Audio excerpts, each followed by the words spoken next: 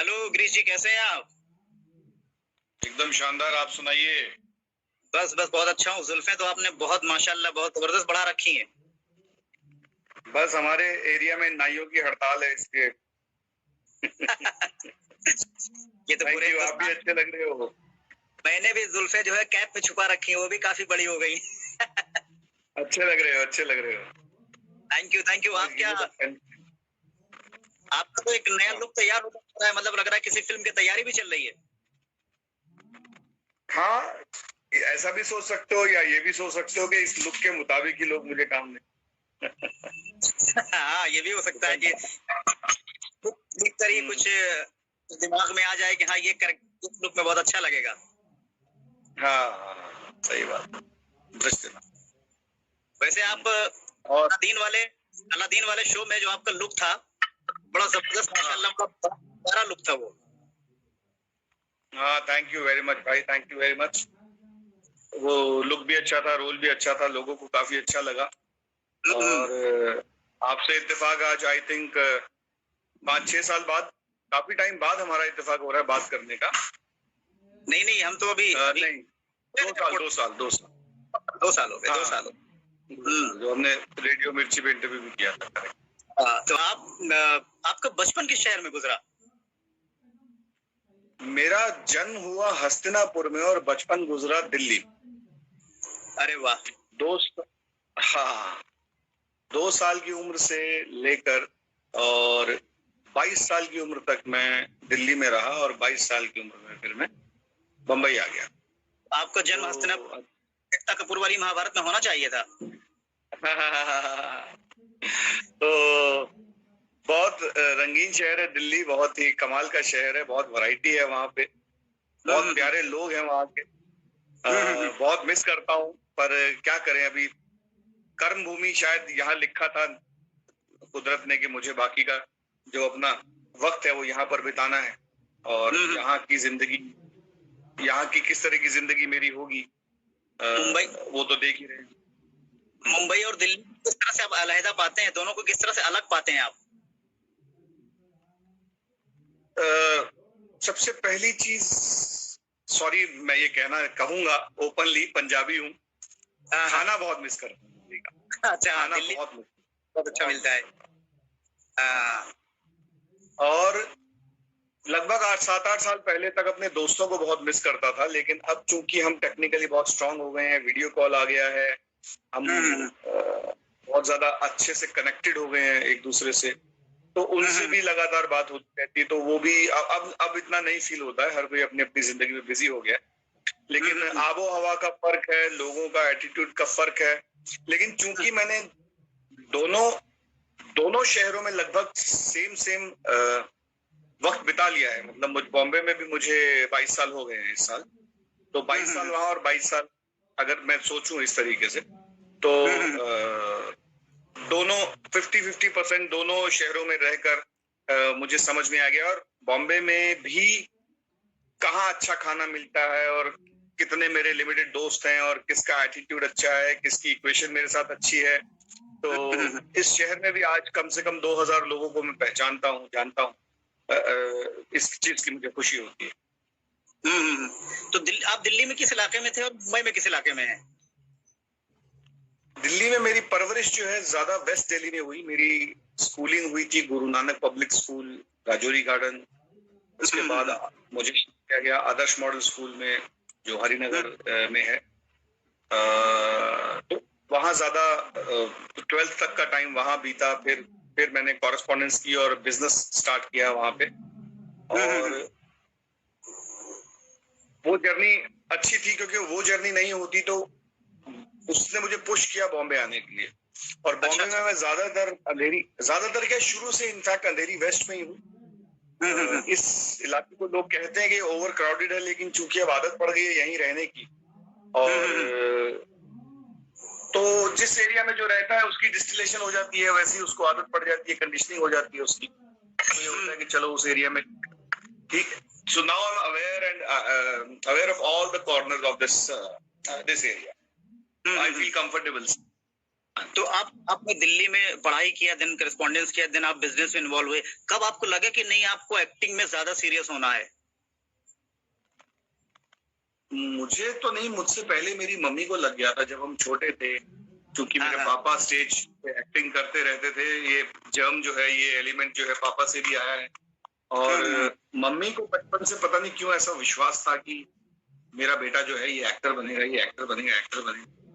तो जब ऐसा सुनता है एक बच्चा बार बार, तो उसके परस्पेक्शन में चेंजेस आते हैं। उसको फिर हर चीज को देखने का नजरिया ऐसा हो गया बचपन से कि ऐसा लगना शुरू हो गया कि हाँ इसी फील्ड में जाना है। और शायद मेरी तीव्र इच्छा थी, उनके दिल से निकली हुई आवाज थी, उनकी दुआएं, उनकी शुआएं वो मेरे साथ थी, तो शायद उस वजह से मैं यहाँ पर हूँ। और अब तो मैं भी रम गया हूँ इस चीज में, इस तपस्या में। मुझे नहीं पता कि एक्टिंग के प्रति इतना प्यार और इतना स्नेह, मतलब इतनी जुनून मेरे अंदर कहाँ से आया। इसकी वजह शायद मेरी मम्मी है। तो मुंबई जाने के कितने कितने वक्त के स्ट्रगल के बाद में आपको ब्रेक मिला? ब्रेक तो मुझे अभी तक नहीं मिला। हाँ, मतलब एक्टिंग में मसरूफियत आ गई। हाँ, मैं बिजी हो गया। मैंने हर वो काम किया जो इस दुनिया ने मुझसे करवाना चाहा। हर तरह का रोल जो इस दुनिया को मुझ में दिखा, वो सब इस दुनिया ने मुझसे करवाया। लेकिन शायद जो मैं करना चाहता था उसकी शुरुआत अब होगी, 2020 से होगी।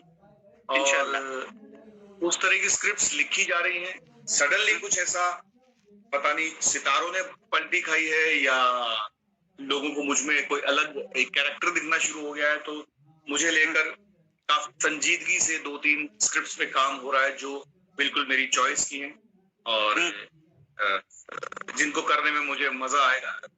लेकिन हाँ, इस दौरान मैंने एक फिल्म की थी डॉक्टर चक्रवर्ती, तेलुगु में। वो देखा था मैंने। वो एक बहुत अलग एक्सपीरियंस था मेरे लिए, बहुत चैलेंजिंग एक्सपीरियंस था। और उसके बाद अब जो स्क्रिप्ट्स आ रही हैं वो और ज्यादा मेरे दिल के करीब जो है, वो उस तरह की कहानियां मेरे को ऑफर करते हैं। तो आपने छोटा पर्दा भी कर लिया, आपने टीवी भी किया, आपने फिल्म भी किया, दोनों किस तरह से अलग आप देखते हैं इनको? देखिए, हर चीज की अलग एक चार्म होता है, हर चीज का प्लस होते हैं, माइनस होते हैं। आप फ्लाइट में सफर करते हैं, ट्रेन में सफर करते हैं, बस में सफर करते हैं। सफर को एंजॉय करना अगर आपको आता है तो आप तो हर उसमें कर लेंगे। अगर आप कुड़ के बैठे रहेंगे तो ना बस में एंजॉय करेंगे, ना, है ना, ट्रेन में, ना प्लेन। एक मान लीजिए आप एक ऐसी बस में सफर कर रहे हैं जिसमें एसी नहीं है, और सडनली बारिश होती है और कोई हल्की खिड़की खोलता है, तो एक हवा का झोंका जो आता है, उस हवा के झोंके को महसूस करके, और बाहर से अगर मिट्टी की खुशबू आ रही है, उसको आपने महसूस किया और अपने सफर को खूबसूरत बना लिया, तो आपको प्रॉब्लम नहीं होगी। और अगर आप आपका एटीट्यूड ऐसा है कि आप जहाज में बैठे हैं और आपको हर चीज मुहैया है, फिर भी आप परेशान है, तो फिर आपका कुछ हो नहीं सकता। तो क्योंकि जो टीवी शोज बनते हैं, डेली शोज बनते हैं, बहुत चैलेंजिंग होते हैं। एक बड़ी ही बेसिक बात है कि जिस चीज की स्क्रिप्ट हमारे हाथ में है, बाउंड स्क्रिप्ट पूरी फिल्म की, वो शूट करने में, और जो कल शूट करना और आज रात को हमारे हाथ में आया है, उसमें हमेशा फर्क। तो हर एस्पेक्ट में वो ज्यादा चैलेंजिंग होता है, क्योंकि बेचारे किसी को पता ही नहीं है कि कल क्या शूट करना है, या पता भी है तो उसके पास सिर्फ 24 घंटे का टाइम है। तो उसमें उसे वो सब अरेंज करना है। स्टोरी भी अच्छी होनी चाहिए, उसका तारतम्य नहीं टूटना चाहिए, कैरेक्टर्स भी और बिल्डअप होने चाहिए, पब्लिक से कनेक्शन नहीं टूटना चाहिए, टीआरपी नहीं गिरनी चाहिए, सो कॉल्ड टीआरपी नहीं गिरनी चाहिए। तो वो एकदम चैलेंजिंग जोन है, इसलिए मैं इनका कभी कंपैरिजन नहीं करता। मैं तीनों जो मीडियम आपने बोले, तीनों की अपनी अपनी जगह पूरी कद्र करता हूँ, पूरी रिस्पेक्ट करता हूँ। हर फील्ड आप उसको सींचने के लिए आपको अपना खून देना पड़ता है। तो वो हर जगह है, ऐसा नहीं वो आसान है या वो मुश्किल है या वो मुश्किल, ऐसा नहीं। तो अगर मैं बॉलीवुड की बात करूं, तो वो 3-4 फिल्में कौन सी होंगी जो अभी पिछले कुछ 10-12-15 सालों की है, जिसमें आपको लगता है अगर रिमेक हो तो ये वाला किरदार मैं करूं तो मुझे बड़ा मजा आएगा, बड़ा एंजॉय करूंगा मैं?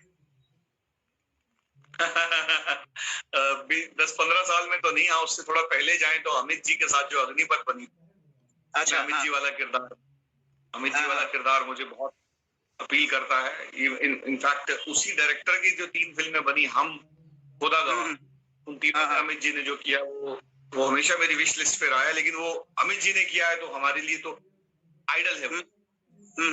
और अभी की अगर बात करें तो जो एयरलिफ्ट में अक्षय सर ने किया, एयरलिफ्ट में उसने काफी झंझोड़ा और सोचने पे मजबूर किया। अच्छा किरदार और अच्छा निभाया गया। आपने प्रकाश झा साहब की फिल्म में सत्याग्रह में आप थे।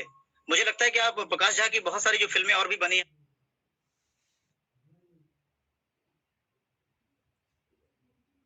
अपहरण है और उससे पहले भी जो फिल्में बनी, उन सब में भी आपको होना चाहिए था। हाँ, ऐसा नहीं है कि प्रकाश जी से टच में नहीं था मैं। उससे पहले की फिल्मों की वो उन्होंने कोशिश की या कभी मेरी डेट मैच नहीं हुई। इनफैक्ट इसकी भी बहुत इंटरेस्टिंग स्टोरी है कि दबंग के इमीडिएट बाद सलमान सर ने कहा था कि मैं गिरीश को रिपीट करना चाहता हूँ जय हो में। तो 3 जनवरी मुझे आज भी याद है, 3 जनवरी पहला एग्रीमेंट में साइन करने जा रहा था, तो मुझे जय हो के यहाँ से ऑफिस से फोन आता है कि गिरीश जी सॉरी, वो लास्ट मोमेंट पे चेंज हो गया है, तो हम पुरानी किसी भी कास्ट को इसमें रिपीट नहीं कर रहे हैं, नए सेट ऑफ एक्टर्स ला रहे हैं। मुझे थोड़ा अजीब सा लगा। उसके इमीडिएट 2 दिन बाद ही मुझे सत्याग्रह के लिए कॉल आ गया। तो फिर मैंने भगवान का शुक्रिया अदा किया कि और शायद उसने ऐसे प्लान किया होता, अगर मैं अपनी डेट्स जय हो के लिए दे देता तो शायद मैं सत्याग्रह नहीं कर पाता। और सत्याग्रह में सदी के महानायक के सामने खड़ा होना, और वो भी अपने आइडल जिनको हमने अग्निपथ मैंने 100 बार देखी कम से कम, तो उनके साथ काम करना, वो मेरे हाथ से वो अपॉर्चुनिटी शायद और आगे चली जाती है, लेकिन उस सेट ऑफ टाइम में वो मेरे लिए बेस्ट अपॉर्चुनिटी। मतलब ये कह सकते हैं कि जो होता है अच्छे के लिए होता है, जो होता है अच्छे के लिए होता है, ऊपर वाला जो प्लान करता है अच्छे के लिए। तो अभी भी आप वो सलमान खान खेमे में आप हैं, आने वाले वक्त में दबंग में आप नजर आएंगे? क्योंकि सलमान खान साहब की खासियत है कि वो टीम बना लेते हैं तो बना लेते हैं फिर वो। देखिए उनकी टीम में मैं हूँ, मैं उनसे मिलता हूँ जब भी, तो वो पूरी तवज्जो देते हैं मुझसे, बहुत काफी लंबे टाइम तक बैठकर बात करते हैं। लेकिन उनके दिमाग में क्या चल रहा है ये कोई गेज नहीं कर सकता। ये तो है। बहुत ज्यादा वो देखने में लगते हैं चंचल चरित्र के हैं, बट वो बहुत ही संवेदनशील और बहुत ही इंटेलिजेंट आदमी है। तो आपने 100 बार आपने देख लिया, तो इसके अलावा और कौन सी 4 फिल्में हैं जिनको आप 100 बार देखना पसंद करेंगे? बहुत मुश्किल सवाल पूछा आपने। मेरी एक तो ये अग्निपथ, हम, और सोचना पड़ेगा ओवरऑल फिल्म पूरी देखना। फिलहाल तो मुझे ये 2 याद आ रही हैं, 2 फिर कभी बताऊंगा। खुदा गवाह भी आप देख लेंगे, दीवार भी आप शायद देख लें। हाँ, नहीं वैसे तो अमित जी के हर फिल्म में मिनिमम 10-10 बार देख चुका हूँ, लेकिन फिल्म टोटालिटी में होता है, टोटालिटी में फिल्म जो है, जैसे धर्म जी की एक फिल्म थी सत्यकाम।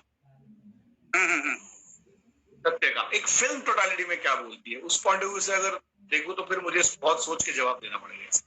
मैंने कुछ बोल दिया और वो सही नहीं हुआ तो फिर मुझे बहुत रंज हो। तो मेरे ख्याल से जैसे अमित फिल्म आती होगी टीवी पे, तो आप जब बैठ के देखते होंगे तो डायलॉग्स को आप वो साथ ही साथ आप भी बोलते रहते होंगे।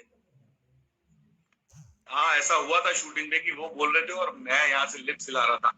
एग्जैक्टली उनका स्टाइल जो है वो, क्योंकि इतनी फिल्में देखी हुई है तो मैच हुआ। और बहुत कमाल एक्टर है, कमर्शियल सिनेमा में कमर्शियली अपने आप को इतने टाइम तक खड़े रखा, अभी तक है वो, उनका अंदाज बोलने का। और बड़ा एक इंटरव्यू में बड़े भोले भाव से उन्होंने कहा था कि मैंने भी कलात्मक फिल्म करने की कोशिश की, लेकिन मुझे लेकर कलात्मक फिल्म जब भी बनती है तो बिजनेस नहीं होता है।